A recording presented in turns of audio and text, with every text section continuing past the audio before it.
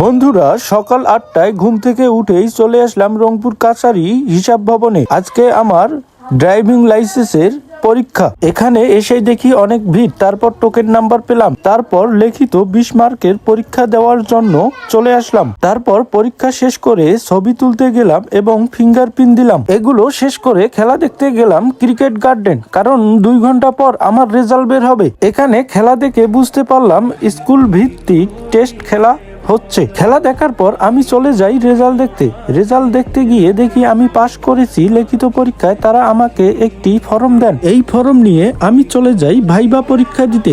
Viva পরীক্ষা দেওয়ার পর আমি কিছুটা খাওয়া দাওয়া করি, কারণ ফিজিক্যাল পরীক্ষা আমার হতে আরো 2 ঘন্টা সময় লাগবে। খাওয়া দাওয়া শেষে চলে আসলাম মাঠের পরীক্ষা দিতে।